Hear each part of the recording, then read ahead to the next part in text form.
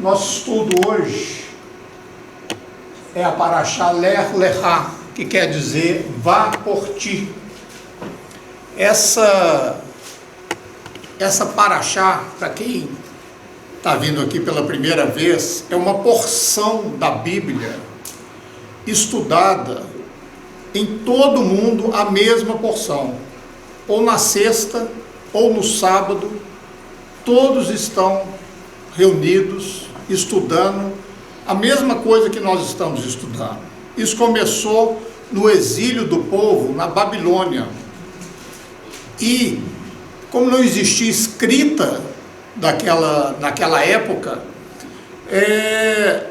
eles pegavam um nome onde começava a Torá, as leis de Deus eram todas orais. Então eles pegavam exatamente o início, normalmente, o início daquela porção para poder guardar. Então, essa palavra Lech Lechá, que quer dizer vai por ti, ela está logo no início do versículo da Parashá. E essa porção que vamos estudar, ela está em Gênesis 12, do capítulo 12, do versículo 1 até o 17, até o capítulo 17, versículo 27. Eu queria iniciar com os primeiros 3 versículos. Ora, o Senhor disse a Abraão: sai-te da tua terra, da tua parentela e da casa de teu pai, para a terra que eu te mostrarei, e far-te-ei uma grande nação, e abençoar-te-ei, e engrandecerei o teu nome, e tu serás uma bênção, e abençoarei os que te abençoarem, e amaldiçoarei os que te amaldiçoarem, e em ti serão benditas todas as famílias da terra. Deus fez um pacto com Abraão, uma aliança com Abraão, que nessa época nem chamava Abraão, era Avram. Era Avram. Não tinha, o nome dele ainda não tinha sido mudado. E essa aliança, ela ocorre quando Abraão residia em Harã, na Mesopotâmia, que era a terra natal deles. E Deus diz a Abraão para ele deixar Harã e ir para um outro lugar que ele nem sabia qual era, mas que Deus mostraria. Deus diz ainda que os pais de Abraão e os familiares dele não seriam bem-vindos, que ele deveria deixá-los e ir sem eles. E Abraão obedeceu, porque a obediência parcial é desobediência para Deus.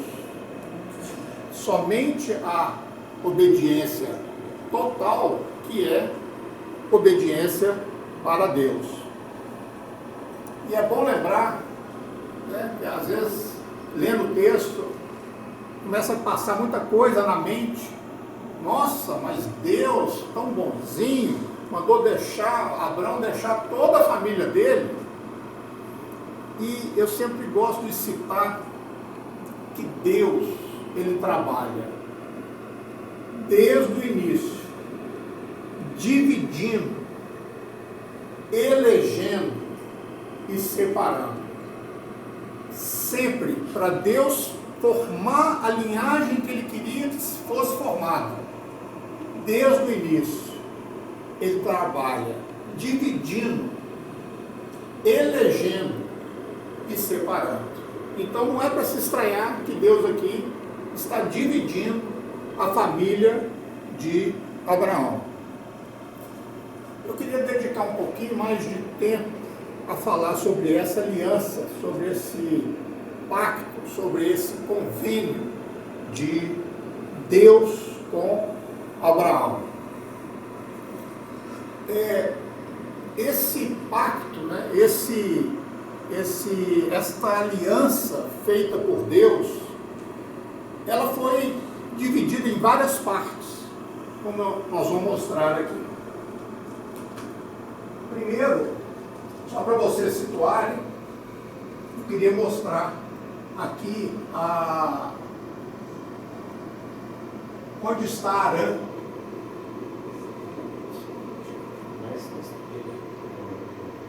Bem novo. Se a gente apaga uma das luzes, fica melhor, para todos assim.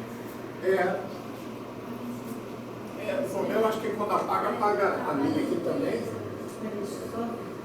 É aqui, Zé. Melhorou. Mas legal. Arã está aqui, ó. Isso.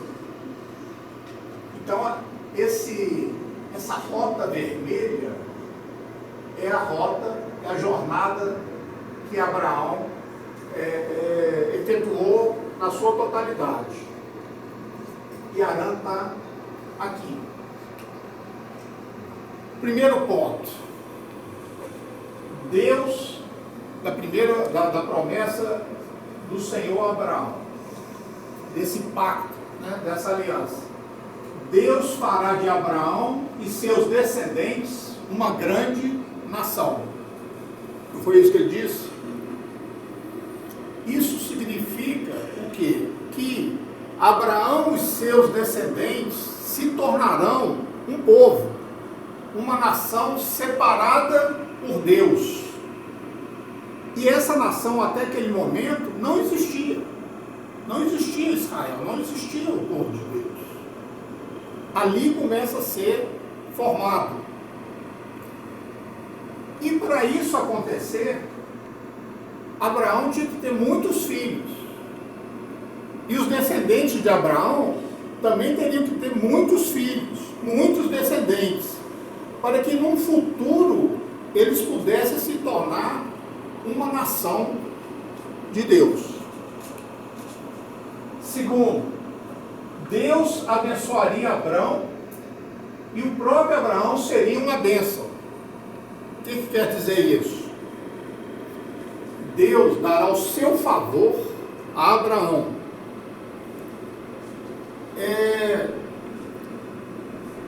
Abraão, ele vai ser tratado de uma forma especial por Deus. E privilégio Deus escolhe quem ele quer, elege quem ele quer, da maneira que ele quer. Ele escolheu Abraão. E Abraão passou a ser tratado de um modo especial por Deus. Não por merecimento, que não é esse o ponto que Deus olha, mas simplesmente porque ele escolheu. Então, o que Deus faz com Abraão não vai beneficiar somente Arão, mas toda a humanidade. O que Abraão faz em obediência a Deus será uma bênção, não só para Abraão, mas para muitos e muitos povos que serão abençoados por essa obediência de Abraão. 3. Deus abençoará aqueles que o abençoarem, e Deus amaldiçoará aqueles que amaldiçoarem Abraão. Essa palavra não é que Deus está sendo, de uma certa forma, condescendente com Abraão, sendo bonzinho com Abraão. Não é isso. Esse é um aviso muito sério para todos os povos do mundo. Porque a partir daquele momento, Deus espera que as pessoas reconheçam que Abraão é o escolhido de Deus, é o escolhido por Deus, e ele deve ser respeitado e honrado. Por outro lado, Deus levará para o lado pessoal aqueles que amaldiçoarem Abraão. Aqueles que amaldiçoarem Abraão vai mexer com Deus, e quem vai defendê-lo é o Senhor. E todos aqueles que manifestar apoio a Abraão serão abençoados, e todos os contrários serão amaldiçoados. Quem que são esses descendentes de Abraão, que formarão essa nação especial? Israel, essa nação especial que é Israel. Abraão acaba tendo muitos filhos, mas somente um que será a linhagem escolhida por Deus, que é Isaac. Nem todos, é importante a gente entender isso, porque nem todos os descendentes de Abraão têm essa bênção. Já mencionei anteriormente que Deus já estabeleceu esse conceito de dividir, eleger e separar. Então, apesar de Abraão ter muitos filhos, Deus escolheu um. Esse um, que é Isaac, é que seria a linhagem do povo que Deus escolheria.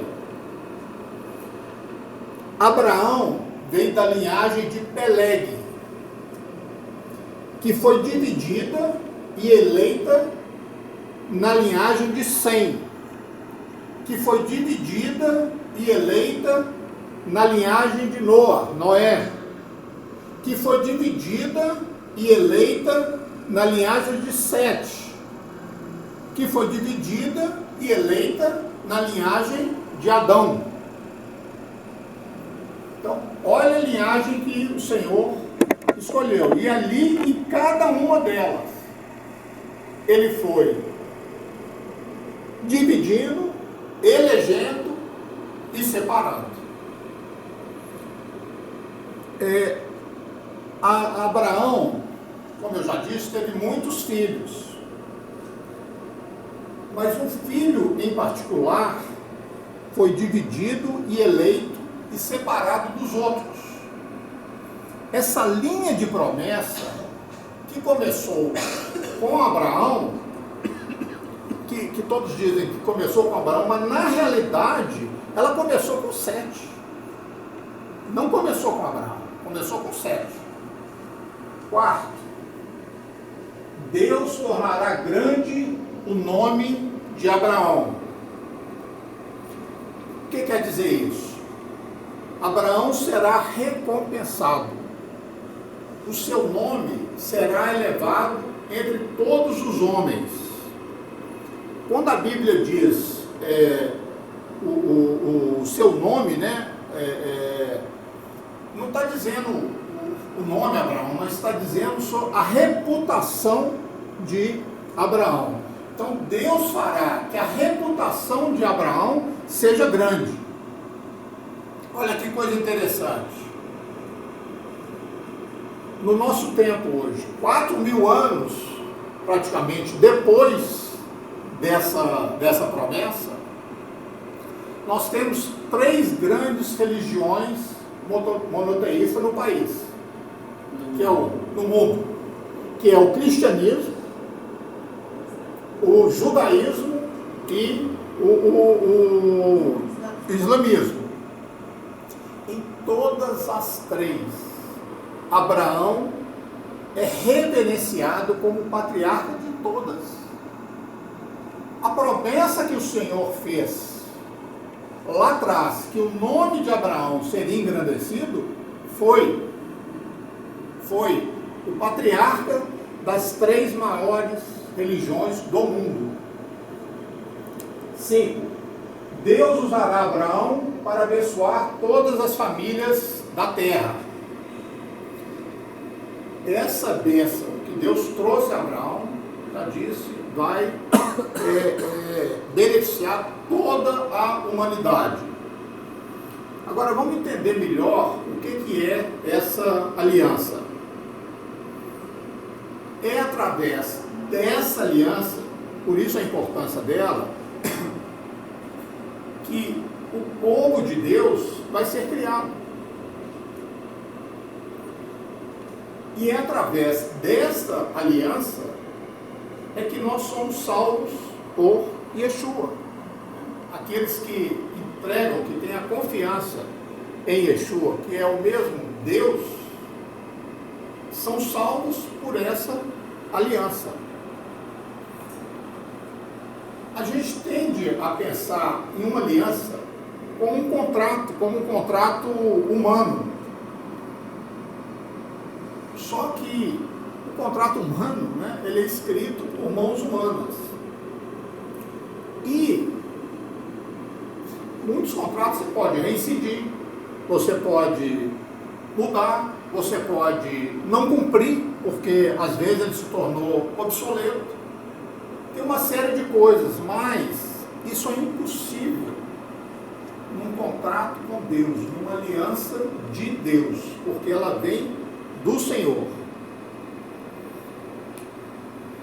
A palavra hebraica para aliança é brit. Brit.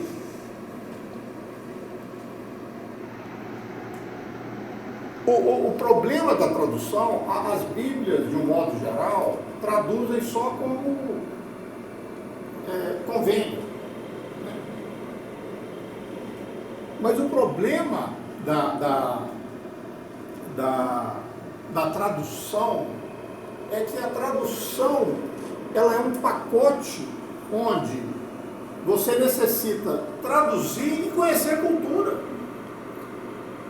Recentemente, eu até trouxe a caixinha para o Silas, eu comprei uma câmera de vigilância. Ela, como a maioria dos produtos eletrônicos, foi montada na China, foi feita na China. O manual vem em chinês e em inglês. E eu lendo o manual em inglês, claro, porque em chinês era impossível, tem escrito lá assim: aperte o parafuso tal até que ele seja feliz. Eu falei, gente, como que eu vou saber que o parafuso está feliz?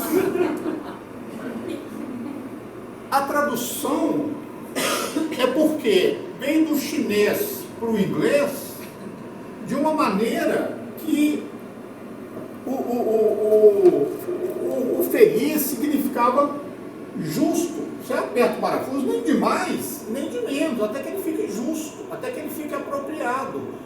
E o justo e o apropriado, ele tem um pouco a ver com a palavra feliz no inglês.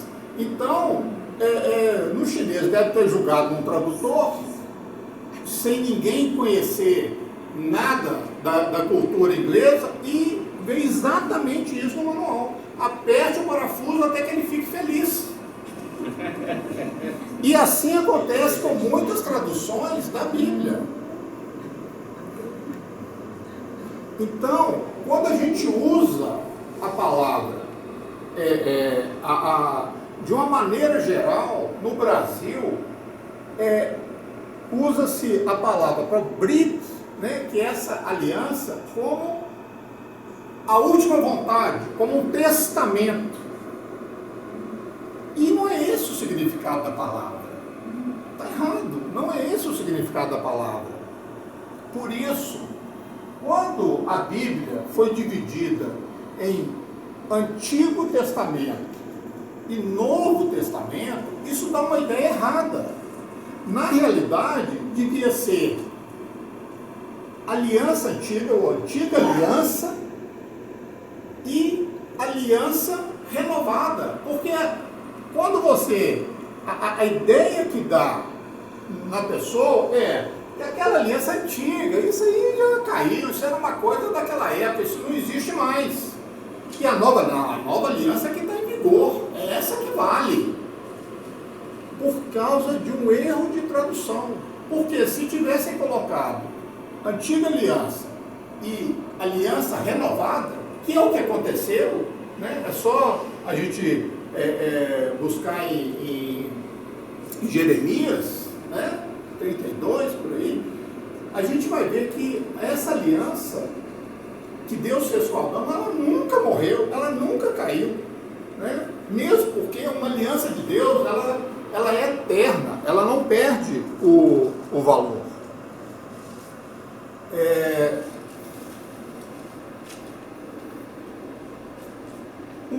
Uma diferença entre o entendimento, né, de hoje dessa aliança e o entendimento, né, do passado é que uma aliança bíblica, segundo o Antigo Testamento, é uma coisa permanente e sagrada.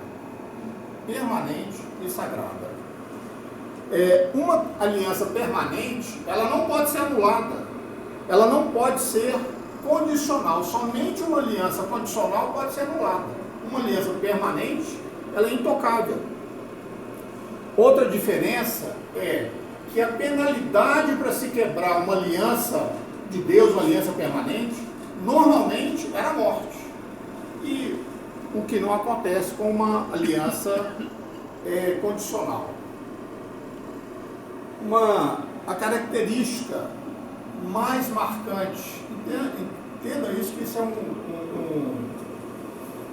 é uma revelação muito interessante, mas a característica mais marcante de uma aliança bíblica, né, de uma aliança feita por Deus, é que ela literalmente se torna uma lei física do universo. Vou repetir.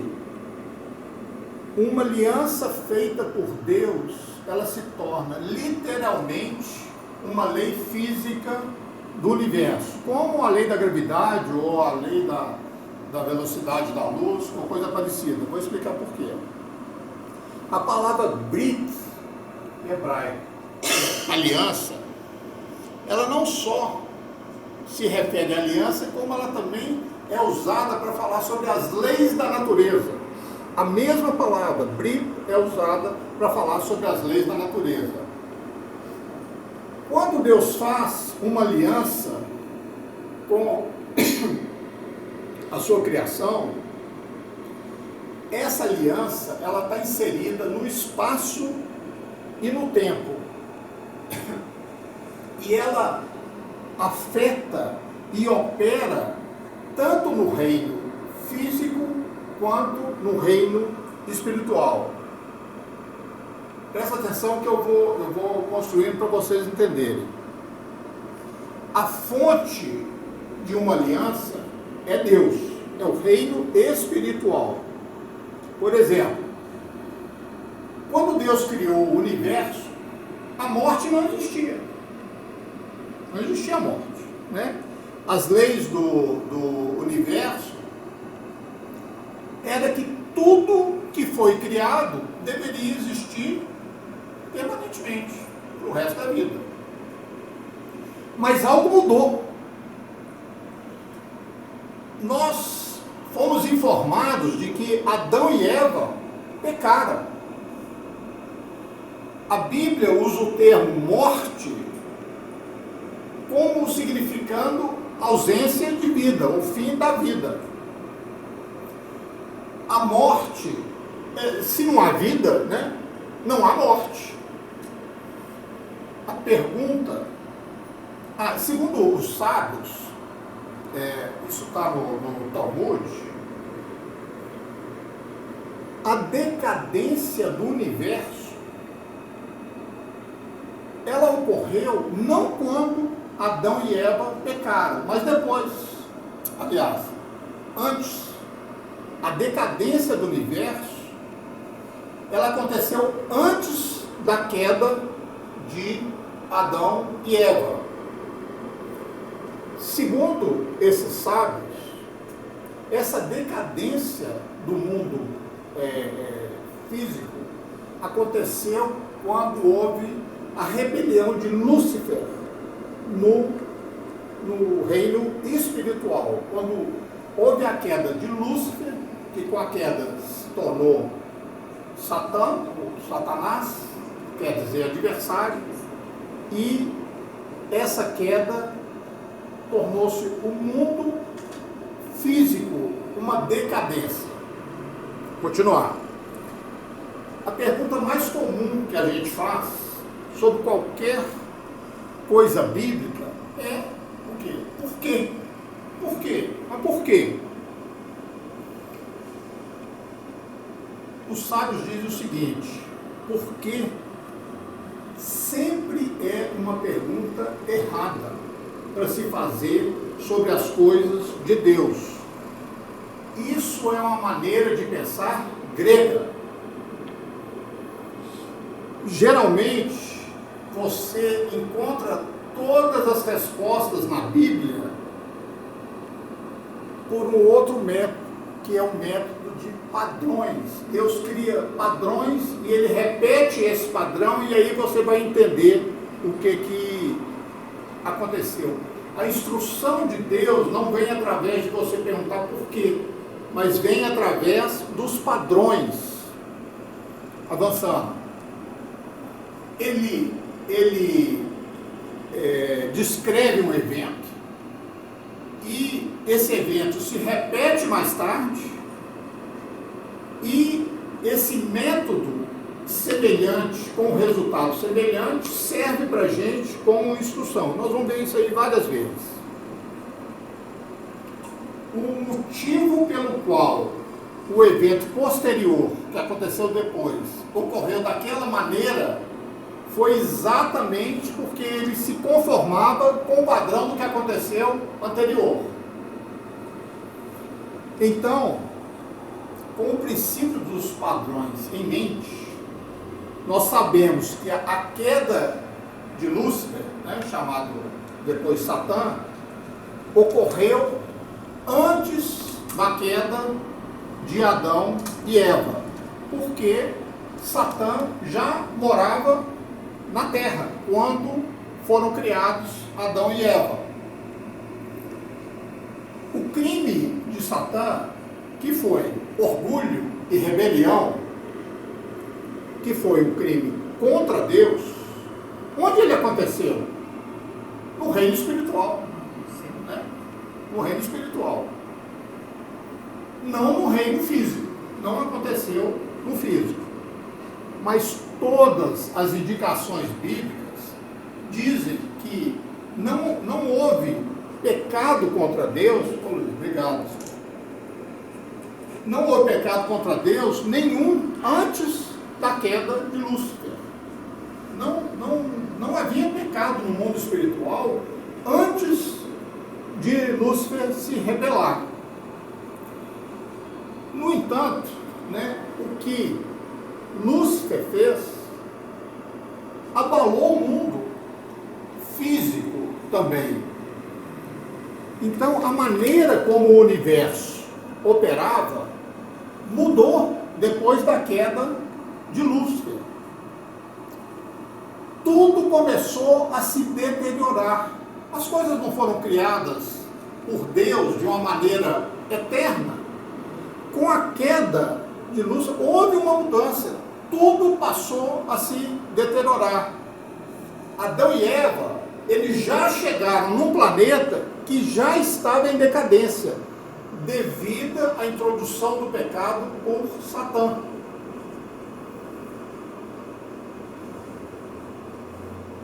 Então, o universo inteiro estava em decadência. Os sábios dizem que nosso tempo, o time, começou a ser contado no momento da rebelião de Satã. Por quê? Porque o tempo é uma medida de deterioração. O que é o tempo? Nada mais é do que uma medida de deterioração.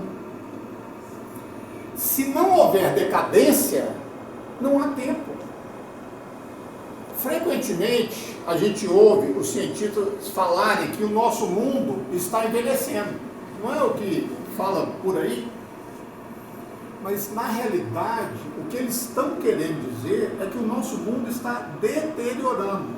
Eu peguei um documento da NASA aqui, queria mostrar para vocês. Então, a maneira de explicação de Deus é por meio da exposição de padrões, não da explicação dos porquês. Tudo no universo está envelhecendo. Isso é feito pela NASA, tá? O universo está morrendo lentamente. Mas o declínio é mais veloz do que o esperado pelos astrônomos, de acordo com uma ampla análise feita por uma equipe internacional de cientistas de mais de 30 universidades europeias, australianas e americanas. O estudo traz as medições mais precisas de energia já realizadas até hoje em uma grande zona do espaço, com mais de 220 mil galáxias distantes. As conclusões revelam que, atualmente, elas produzem metade da energia que gerava há 2 bilhões de anos atrás. Em termos cósmicos, isso significa um rápido apagar das luzes, e as poucas estrelas que nascem não parecem ser capazes de substituir as antigas. O cosmo, assim, deixaria de brilhar aos poucos. Esse é o artigo Messias 50, conhecida como a galáxia do redemoinho, publicado pela NASA. Agora, olha o que esse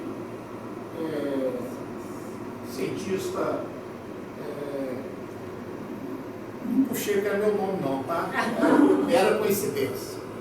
O universo se estirou no sofá, se cobriu com uma manta e se prepara para um sono eterno, afirma o astrônomo Simon Driver, membro do Centro Internacional de Pesquisas Radioastronômicas da Austrália e um dos responsáveis por esse estudo. Então, aquilo que Deus mostrou, os cientistas estão comprovando de forma científica. O artigo é o quê? Messias? Messias. Na Bíblia fala que produzirá a terra carnes e adultos, né? Isso é uma revelação. Sim, sim. Igual para o menino. Espiritualmente, as coisas também mudaram. O mal, né, teve que ser tratado porque o mal polui o reino de Deus. Então precisava de um salvador para poder salvar a humanidade de uma destruição total, né, de uma aniquilação. O abismo foi preparado, né, para o mal, né, para o líder do mal, Satã, e aqueles que eram anjos tiveram que se tornar guerreiros. Houve uma mudança toda no mundo espiritual por causa da quebra de uma aliança. Porque o pecado entrou no mundo, a morte também entrou no mundo, não existia, ela entrou. A queda de Lúcifer promoveu a decadência dos objetos inanimados. Lua, terra, mar. A queda do homem promoveu a decadência dos seres vivos. Nós não morríamos, hoje nós envelhecemos. Apesar de todo mundo estar aqui super bem cuidado, mas nós envelhecemos, né? E morremos.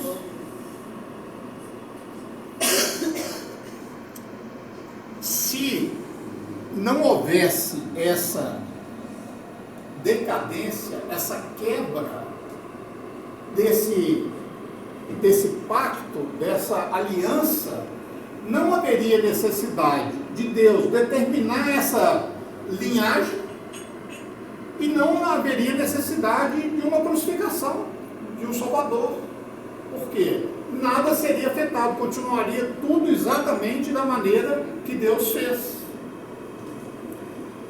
Vou dar um outro exemplo dos efeitos da aliança.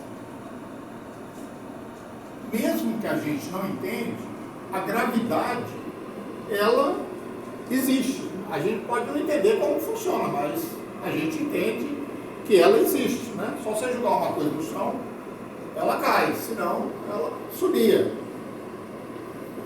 O que eu estou dizendo é que a morte e a gravidade, os dois são convênios, são alianças de Deus.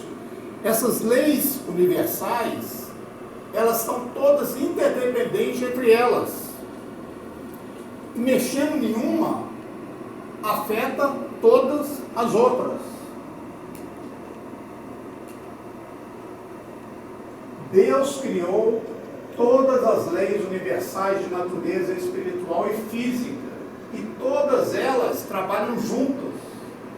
Nenhuma foi acidental. Então, quando Deus adicionou decadência e morte a essa equação, ele também mudou uma lei física da natureza. E essa mudança, ela tem uma contrapartida espiritual. Tudo sobre o universo teve que ser alterado para encarar essa nova realidade, tanto física quanto espiritual. Quando Deus faz uma aliança, não é como a gente prometendo, vou fazer isso, vou fazer aquilo. Não é assim, nem mesmo como os votos do casamento. Algumas partes dessas leis espirituais e físicas do universo, elas são afetadas, né, quando Deus faz uma aliança. Isso não é alegoria, né, não é ilustração, nem é exagero, né? Mas quando Deus faz uma aliança, o universo espiritual e físico nunca mais é o mesmo. A maneira mais antiga, né, de criar essa aliança é chamada Brit, né, essa palavra hebraica que quer dizer cortar ou dividir. O sangue, ele era essencial nessa criação da aliança. Por quê? Porque o sangue é vida. E o sangue representava essa comunhão da vida. Desde que o sangue foi envolvido nessa aliança, todos entenderam que era um assunto muito sério, um assunto muito importante, e que não poderia ser assumido de uma forma leviana. O sal também era um elemento, juntamente com o pão, que fechava essa cerimônia de aliança. Os participantes faziam uma refeição juntos, normalmente pão e vinho, como aquela que Melquisedeque fez juntamente com Abraão, que estava passando a linhagem para Abraão. E o relacionamento, o fato de comer o pão e o vinho, celebrava um relacionamento familiar. E o sal tornou tão importante nessa transação que começou a ser chamado de aliança de sal. E isso consta no Antigo Testamento e no Novo Testamento. Então o sal era o passo final de todo o processo dessa aliança. O sal, na realidade, ele é representado, quando a gente faz um contrato, a pessoa não assina e outra assina, o sal representava como se fosse a assinatura final do contrato. Então, os convênios deveriam ser selados com sal. Relembrando aqui algumas passagens. Bom é o sal, mas se o sal se tornar insípido, com que o temperareis? Tende sal em vós mesmos e paz com os outros. Mateus 5,13. Vós sois o sal da terra, e se o sal for insípido, com que se há de salgar? Para nada mais presta, senão para lançar fora e ser pisado pelos homens. Colossenses 4,6. A vossa palavra seja sempre agradável, temperada com sal, para que saibais como vos convém responder a cada um. aqui o sal está sendo lembrado como elemento de uma aliança. E aqui simboliza o quê? Paz e pureza.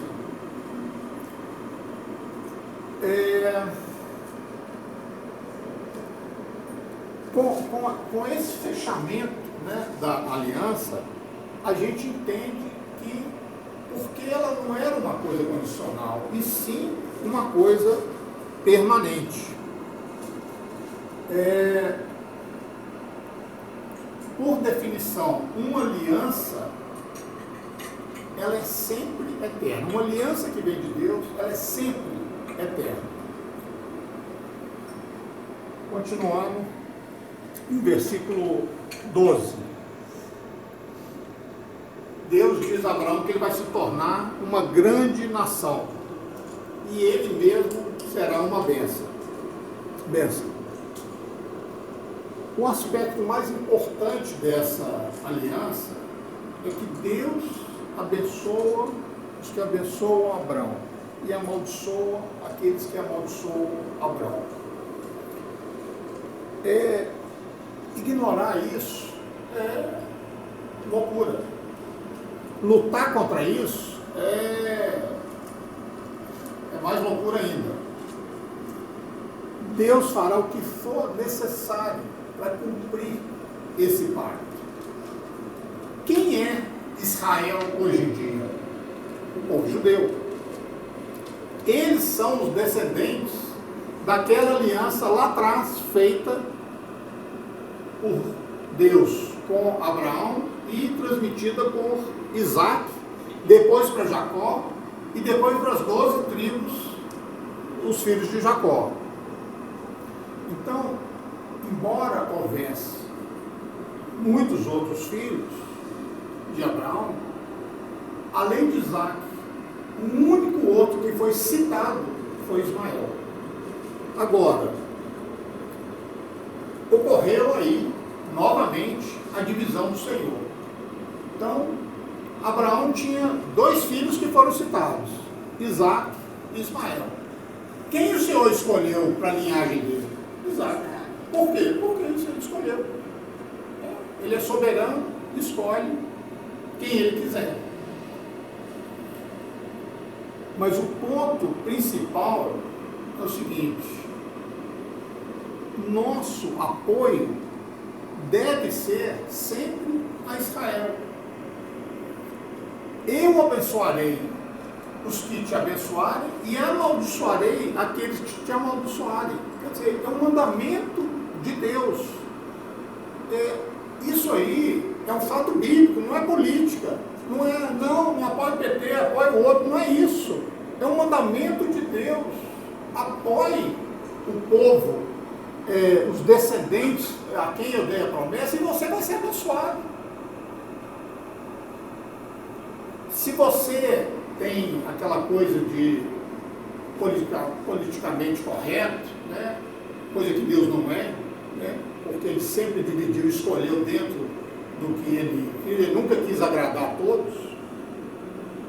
Se você pensa assim, para resolver esse problema lá do Oriente Médio, pega um pouco de terra que Deus deu para o povo dele, dá para os árabes, para os palestinos, e resolve essa questão e acaba com essa guerra de uma vez.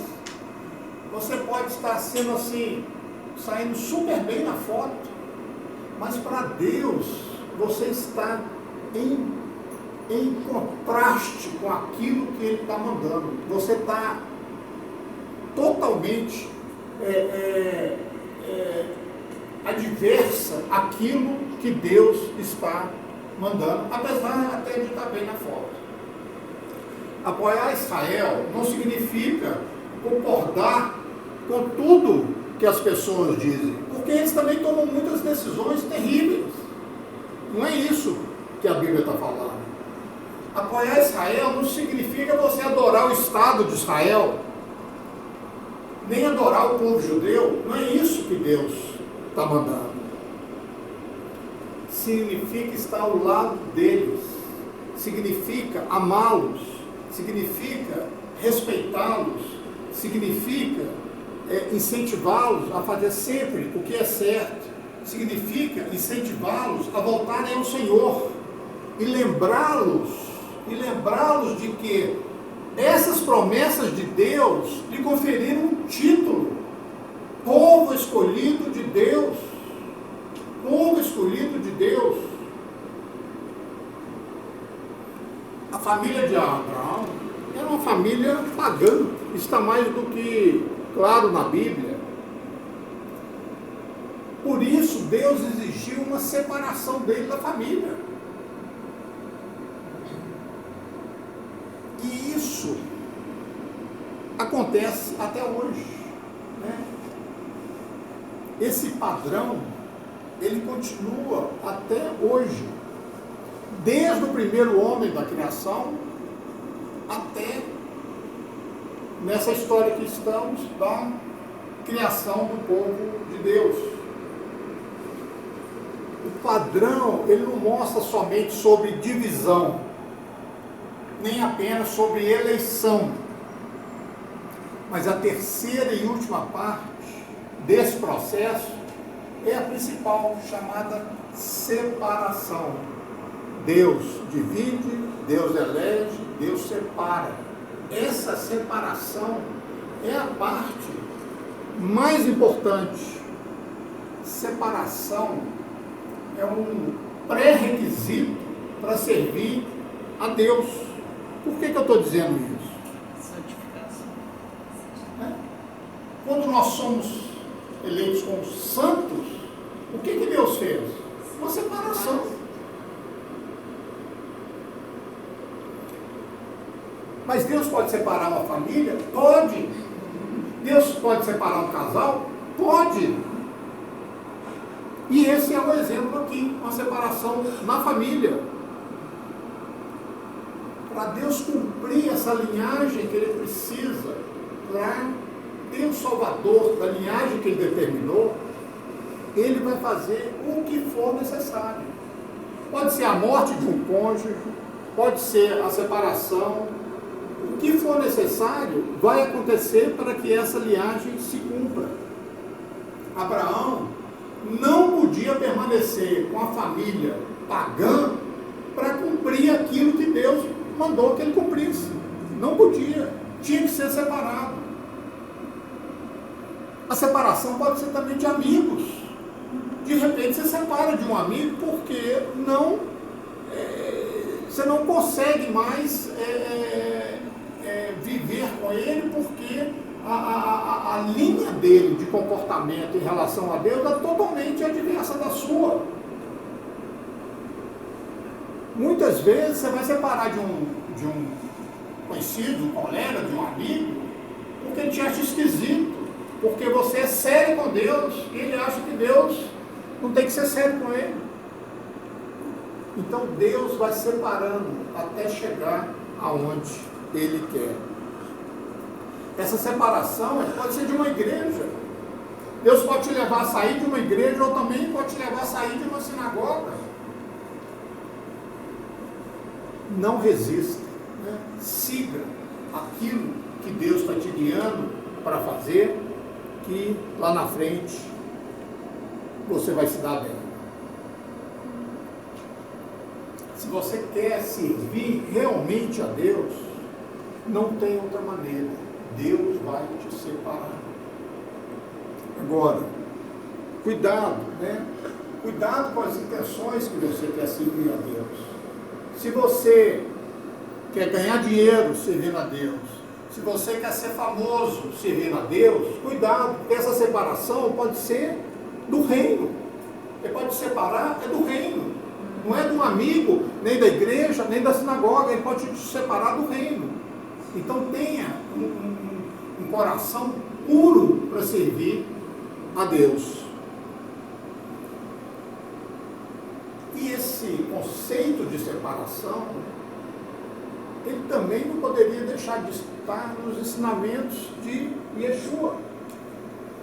Lucas 14, 26. Se alguém vem a mim e não odeia seu próprio pai, mãe, esposa, filhos e irmãos e irmãs, sim, e até a própria vida, ele não pode ser meu discípulo. isso aqui está falando de quê? Separação. Essa palavra traduzida como ódio, né? Não é esse ódio que a gente pensa, com certeza, um erro de tradução, trata, de que o Senhor está tratando aqui, é que você esteja preparado para estar em desacordo com os mais próximos de você. Uma vez que você foi chamado por Deus. Então esteja preparado. Não pense que eu vim trazer a paz à terra. Não vim trazer paz, mas uma espada. Porque vim por um homem contra seu pai, e uma filha contra sua mãe, e uma nora contra sua sogra, e os inimigos de um homem serão os membros da sua própria casa.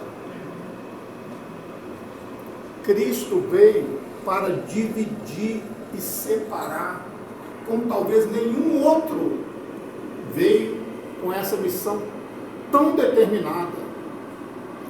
A espada mencionada por Yeshua não é tanto um símbolo de matar, mas um símbolo de divisão. E ele reconhece que, para alguns, as circunstâncias de separar da família é doloroso, então ele incentiva. E todo aquele que deixou casa, irmãos, irmãs, pai, mãe, filhos ou fazendas, por amor do meu nome, receberá muitas vezes mais e herdará a vida eterna. Ao mesmo tempo que ele te mostra a realidade, ele também te dá um incentivo. Cristo não esconde nada, ele não quer que você vá segui-lo, como muitas igrejas fazem. Aceita Cristo, sua vida vai virar um mar de rosa, você vai ser a pessoa mais feliz do mundo. Falso, falso. Cristo nunca pregou isso. Ele apresenta para você os dois lados e fala: eis aqui a vida e a morte, escolha. Eu te aconselho a escolher a vida, mas se você quiser escolher a morte, escolha a morte. Mas nunca prometeu casa, carro do ano, nunca prometeu nada disso.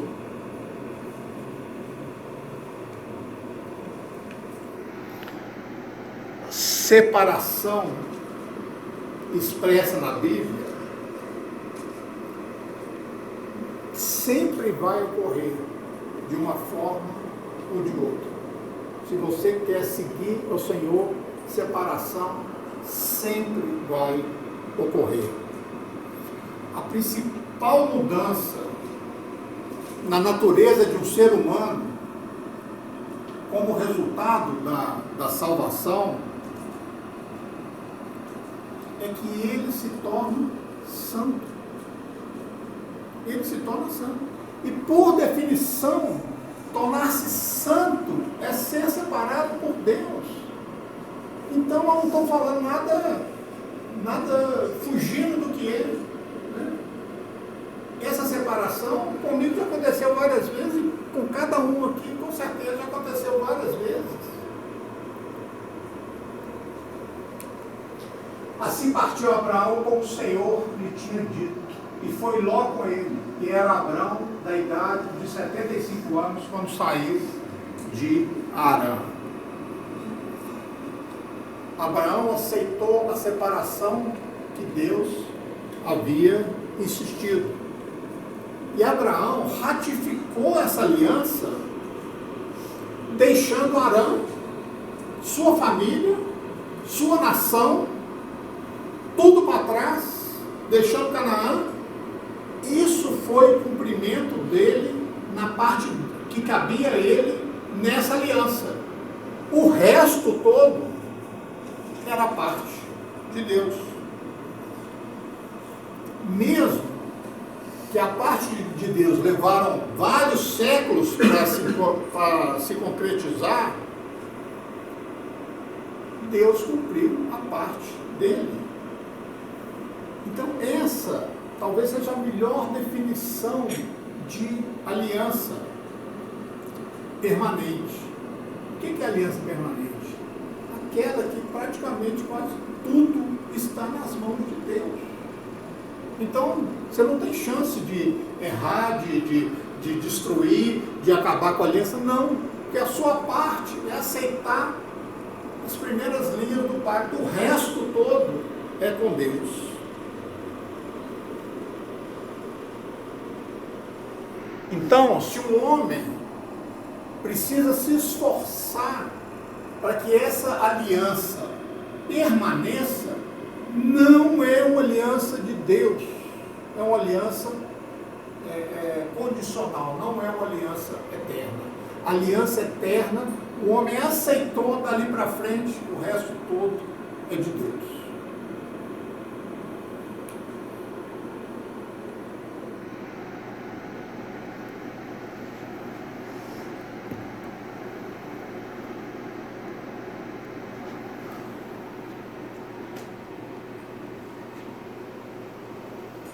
Aqui,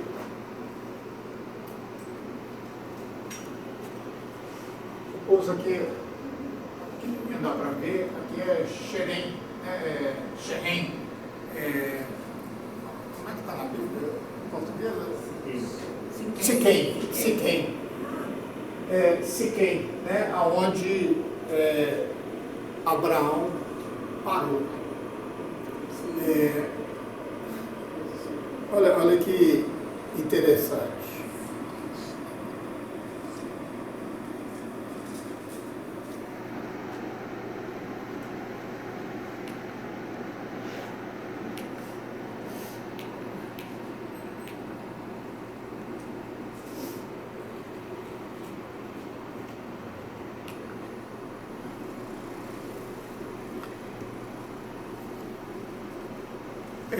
Os sábios dizem que a terra que Deus mostrou a Abraão estava povoada de cananeus, de vários povos inimigos, inclusive os descendentes de Cã e os descendentes de Canaã.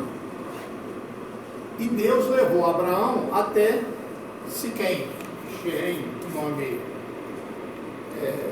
original. Até hoje existe Xerém, que é conhecido como Nadus, que é uma das cidades sob controle palestino, lá na Cisjordânia. E ali Deus, segundo a Bíblia, aparece a Abraão de uma forma visível, só ele não explica como, mas diz que Deus apareceu a Abraão de uma forma visível. Porque Deus dá ali a ele, e diz a Abraão, que aquela terra que Deus mostra para ele naquele lugar, toda aquela terra seria dele e de seus descendentes. Olha a importância, quando Deus deu a terra, né? Toda aquela base, depois que ele se separa de Ló, depois que tem a briga, eu não voltei a esse assunto, porque isso aí todo mundo já sabe, e a gente ia estender e não ia ser novidade para ninguém. Mas Deus, ao dar a terra, ele confirma, tanto é que o que Abraão faz? Ele faz um altar e um sacrifício ali, por ter recebido aquela terra de Abraão, de Deus. Ele sacrifica ao Senhor. E aí, ele anda mais 40 quilômetros e chega a Betel e Ai. Tá? Aqui, ó. Betel e Ai é pertinho. E essa área é uma área como aquela que Ló escolheu, de muita água, de muitas pastagens, de terra boa. E Abraão chega ali e faz ali também um altar e sacrifica ao Senhor. Depois ele viaja mais ao sul, indo para a região do Negev. Negev é o deserto de Negev, mas a palavra Negev na Bíblia significa sul. Está inclusive do invisível. Apesar de Negev, né,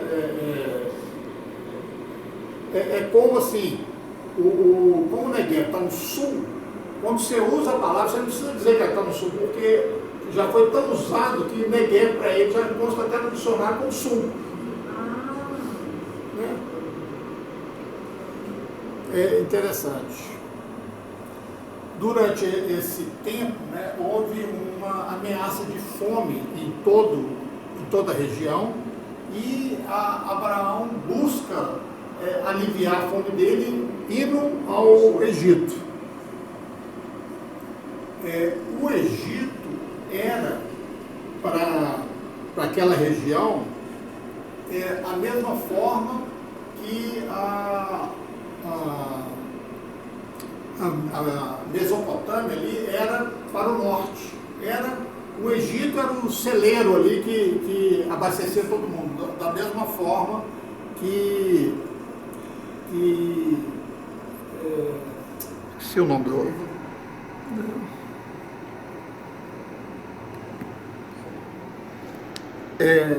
seguindo esse padrão de Abraão ir para o Egito, matar a fome, ele é repetido depois com Jacó, né? E com o Êxodo, da mesma forma. Então, olha como é que nós já falamos várias vezes sobre os padrões. Deus cria um padrão e depois ele repete. Jesus também. Jesus também. Então, a forma de Deus nos ensinar é sempre por padrões, né? Aconteceu, repetiu, aconteceu, repetiu. Para o Egito, Jacó foi para o Egito. É a própria Mesopotâmia mesmo que alimentava o norte e o Egito alimentava o sul. História judaica é profecia. Isaac foi para o Egito também? Isaac não. Não, Isaac não. Outra coisa, quando há aquela história de Faraó se encanta com Sarai e Abraão pede ela para mentir e dizer que ela era irmã dele, né? Tem aquela história toda. Quando Faraó descobre que ela era esposa, e Deus manda uma praga específica para a casa de Faraó, não foi para a região, foi só para a casa dele, né? Só fala que uma praga específica, né? Faraó fala assim, ó, vai embora, estou aqui, gado, ouro, joia, entregou tudo para ele e falou, leva tudo, eu só quero que você e seu Deus vão embora daqui. Outro padrão. Isso não lembra o povo, o Êxodo, saindo do Egito, o Faraó entregando tudo, ouro, tal, para eles, não, vai embora. Padrões. A Bíblia nos instrui por padrões. Só falar, Jacó também desceu para o Egito, depois junto com os filhos, depois na época da fome, que José estava lá, né? Já falei. Jacó com os filhos e depois no Êxodo. Mais dois padrões.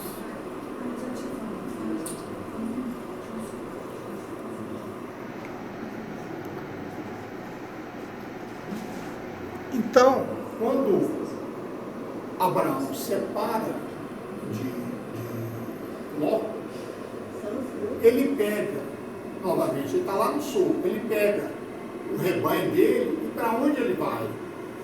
Vai para aqui, ó, Betel e Ai, que eram os melhores lugares de pastagem.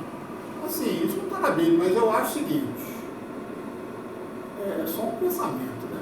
Quando Abraão fala para Ló escolher, ele sabia que o Ló ia escolher lá para o lado de Sodoma e Gomorra.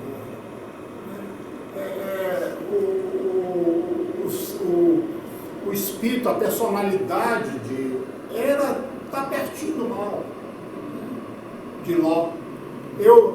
Gente, é só opinião, né? Eu acho que Abraão colocou as duas terras, certo de que Ló escolheria aquele, mais do que depressa ele escolheu e ele voltou lá para Ai. Eu não acho que foi simplesmente um ato de generosidade, não. Acho que ele sabia. E Ló era justo, Ló, ele se agoniava. pois é, mas todo mundo, a fama de Sodoma e Gomorra era imensa, entendeu? Se você for para o Rio de Janeiro e frequentar a praia de Copacabana, você sabe que ali é um maior antro de prostituta, de homossexuais, então você vai lá e vai para a praia, você está buscando coisa boa? Não. Você vai para um lugar onde a fama dele, a fama de Sodoma e Gomorra, corria o mundo e se instala próximo, né? A Bíblia fala que você é desviado do mal.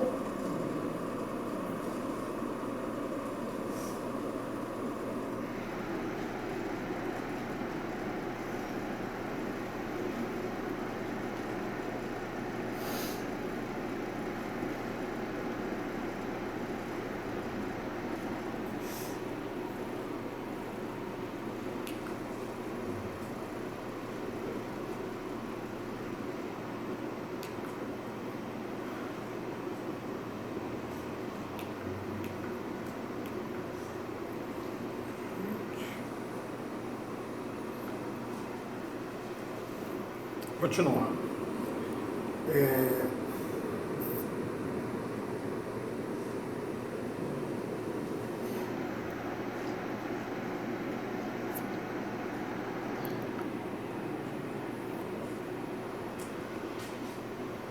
Nos últimos séculos, a grande parte da igreja disse que essa aliança feita do Senhor com Abraão, ela foi extinta, né?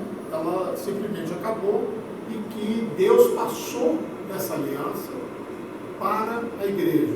Quem já ouviu isso? Então, nós só refrisando isso, né? A aliança que Deus fez foi permanente. A aliança que Deus fez era inquebrável. Deus, apesar de punir o povo judeu com um tempo fora da terra, ele nunca transferiu essa aliança para outro povo. Nunca. Ele puniu realmente, deixou o povo fora, depois trouxe de volta, mas nunca, não há um comentário, pelo contrário, né? A Bíblia inteira afirma a continuidade dessa aliança. Deus nunca abandonou o seu povo, apesar de corrigi-lo com rigor.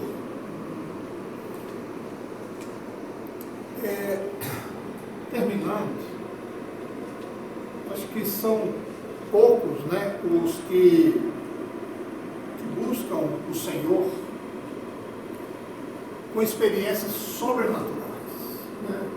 Que Abraão, ele não frequentou seminário, Abraão não frequentou a faculdade de teologia, Abraão não leu muitos livros, mas tinha experiência com o Senhor. Estudar é muito importante, né?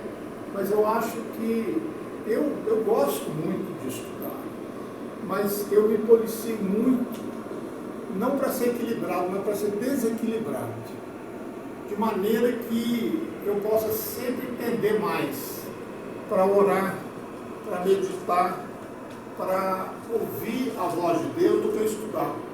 Eu acho que se eu fosse equilibrado, fizesse meio a meio, estaria ruim.